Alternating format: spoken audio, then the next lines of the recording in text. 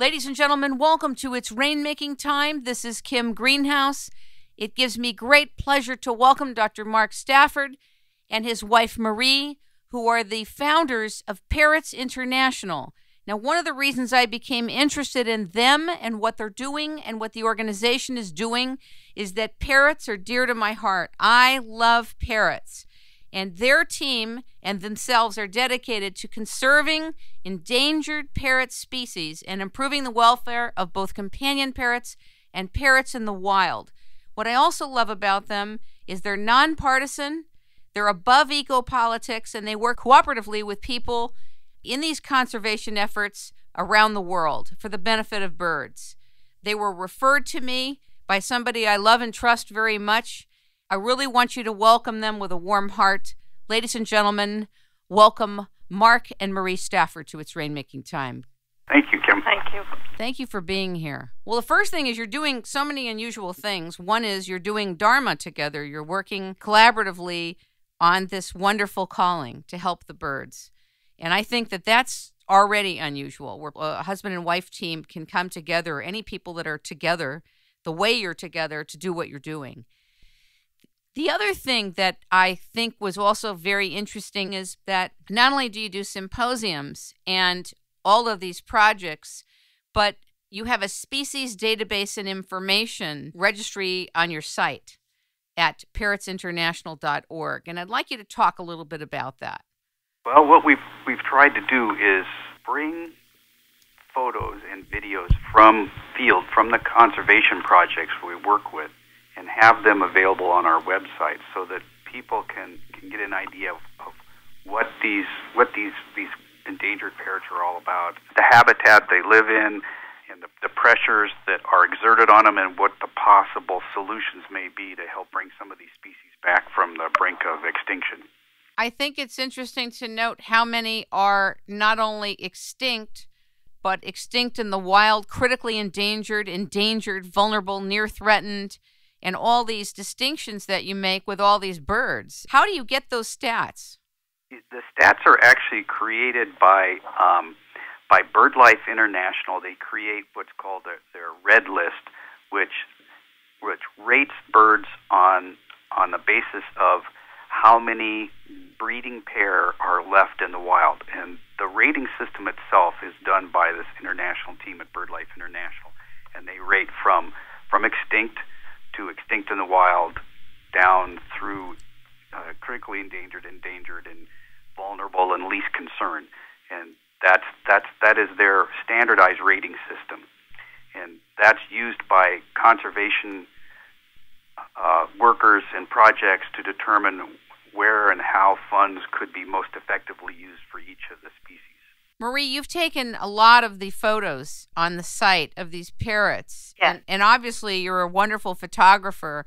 Do you travel a lot to do this? Have you both traveled together a lot, or do you sometimes have to split up and you travel alone, or how does it work? I think there was one time that we didn't travel together because I got very ill. But other than that, we travel together and take pictures at the same time. A lot of times Mark is taking video and I'm shooting with the camera. So we have both pictures, you know. Don't you fall in love with these birds while you're shooting them? We really do. And we first fell in love because we started out with pet birds, and then we wanted to see what our birds were all about, and we found out how endangered some of them were.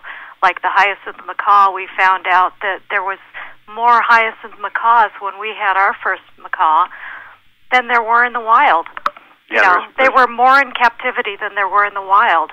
And then we went to visit those projects, and we became very good friends with the woman, Neva Gedges. Dr. Gedges has tripled the population in the short time that she's been working with them, and she's done amazing things to help these birds survive.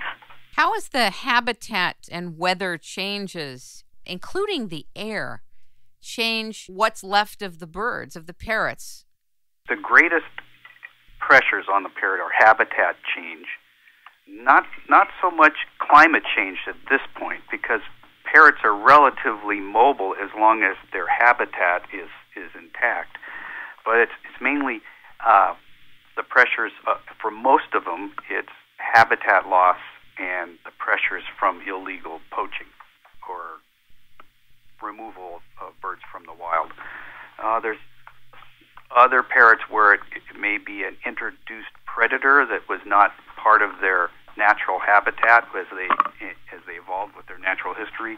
But in general, the two largest pressures on parrots are habitat loss and what we would call poaching or removal from the wild for the pet trade.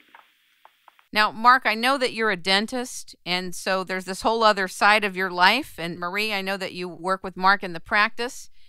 How did you get into being involved with parrots? I know you talked to Marie about having personal parrots is the lead into it, but you guys are deep in this. Oh yeah, we're so deep in it. It was about 20 years ago when we ended up with our first bird, and we didn't seek out to have a bird. We were just walking to lunch one day, and a little bird shop opened up in our neighborhood near work, and we decided we only had 15 minutes for lunch on most days back then, and so we would visit the birds, and we ended up with one of these little birds, and we thought he was so amazing. And then we ended up with another little bird and another bird. We found that they all had different personalities, and then we went to figure out, we started traveling and figured out where these birds were from, how they lived, what they should be eating, and we were just so shocked at what we found, that people were still killing them. They were shooting them with slingshots. Some of them areas were so poor that people would eat them. I mean, all these different things that we never imagined. So we started deciding that we would try to do something for the parrots, especially the birds that were endangered. So we focused on that, and then from that we ran into all kinds of other type of birds that needed help. So basically, if we didn't have pet birds in the beginning, we probably would have never got into the birds in the wild. You know, so many people who love birds, like all of us, would never necessarily feel that they could empower them directly the way both of you are. And the thing is that many of us, like, I love birds, but I wouldn't know the first thing of how to go about empowering them. So how did you figure that out?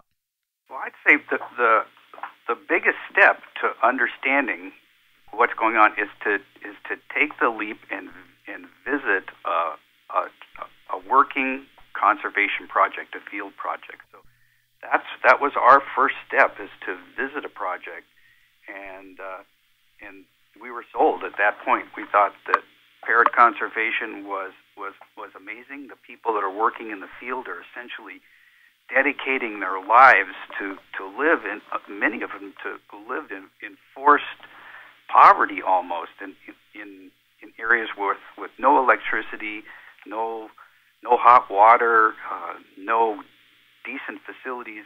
But these people have educated themselves, they have PhDs, and they have gone in the field, and they're actually donating their entire lives to save these birds. So for us, for Marie and I, those people are our heroes. All we try to do is help them do what they've dedicated their life to.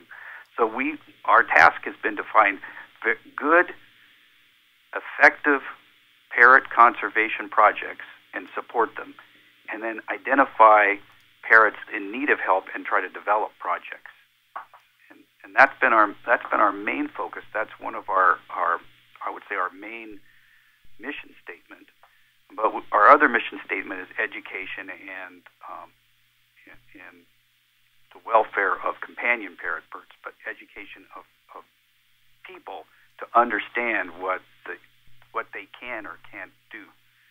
And so I think that's, and to answer your question, the first step is to actually see if it's possible to visit parrots in the wild, and then see what you could possibly do to help out.